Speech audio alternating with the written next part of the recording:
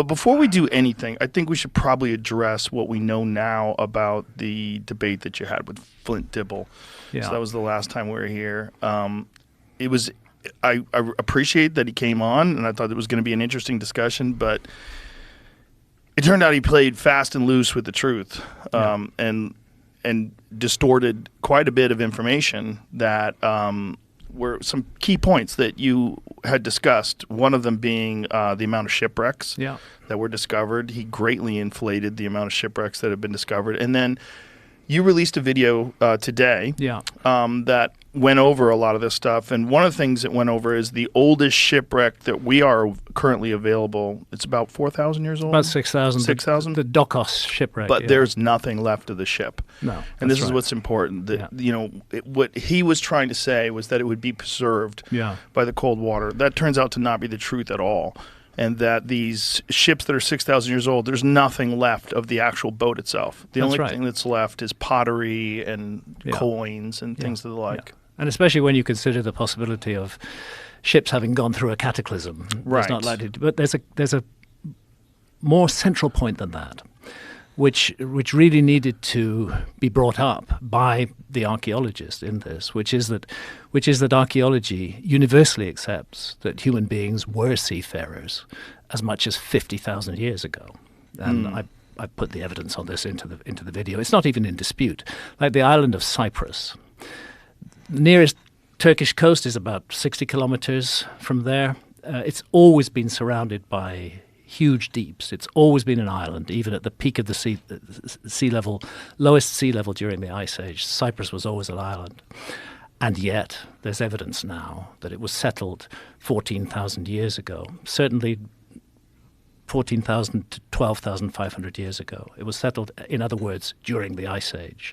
And these were large planned migrations. When you're going to migrate to an island, you can't just go 2 or 3 people by accident because you'll become extinct. You have to bring in quite a large population. And they reckon that populations of 1,000 or so were being brought across that water, across the ocean, across the Mediterranean Sea to Cyprus near the end of the last Ice Age. But not a single ship has survived to testify to that. Same with Australia. 50,000 years ago, human beings got there, and even at the lowest sea level, they would have had to cross about 90 kilometers of open water in large numbers. And again, no ships have been found to testify to that, yet archaeologists accept that they got there by ship. So to say that we haven't found any ships from the Ice Age is not really evidence about anything. And if we're finding the oldest ships that we currently are aware of, which is, as you said, about 6,000 years ago, if you tack on another 6,000 years of decay on top of that, what are the odds you're going to find anything? I think the odds are very, very low. Now, if we had that evidence and that information when we were confronting Flint, that would have been a very different conversation. Totally. But the arrogance in which he distributed that fake information was it's disturbing. It sucks when people just want to win and they don't want to get to the truth. It does. And the truth is it's very fascinating. Another thing that was very fascinating that he discussed, I didn't watch your whole video, but it was about seeds.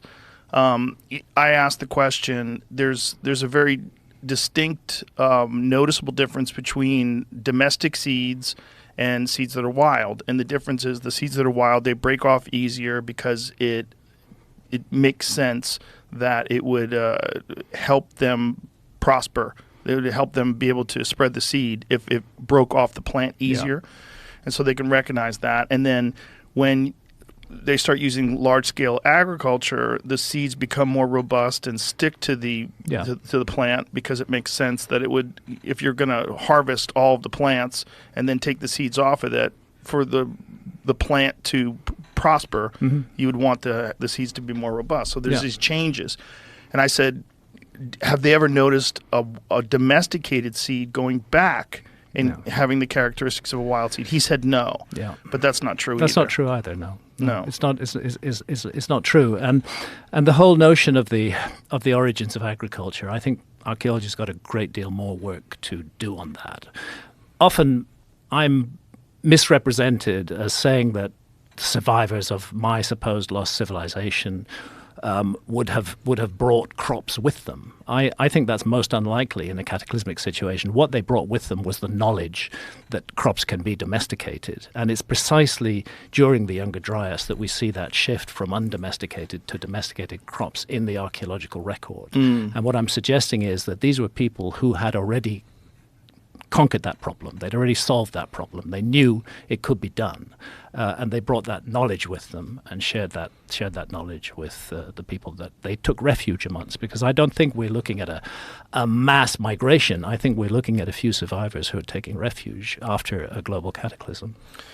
You know, it's just very unfortunate when you have a debate and one person is an expert and they're not truthful, and it just.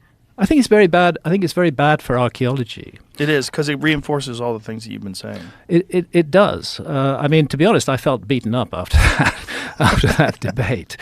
But looking back in retrospect on the whole thing, I think it actually makes the point that we have a very arrogant, very controlling discipline in archaeology, which has established a narrative about the past and which will fight tooth and nail to maintain that narrative, including using dirty tricks. And I think instead of smearing people who talk about the possibility of a lost civilization, or people who even talk about aliens, I think instead of smearing them, archaeology should understand why people are asking those questions. And people are asking those questions because they're not satisfied with what archaeology is offering. It's not providing a nurturing, satisfying resolution to many of the problems that come from the past. And that's what drives me is curiosity about anomalies in the past. I'm often misrepresented as saying that somehow I've proved that a lost civilization existed, and I don't claim to have proved that. What I do say is, join me on this journey. There are mysteries in the past. Let's see if they're explained by archaeology or if they're not explained. And I found quite a number that are not explained by archaeology, and that's particularly to do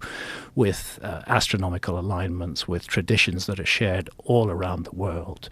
It's to do with things that archaeologists by and large don't study. Well, it's also one of the things that's fascinating is just even with conventional archaeology, the dates keep getting pushed further and further back. Further and further back.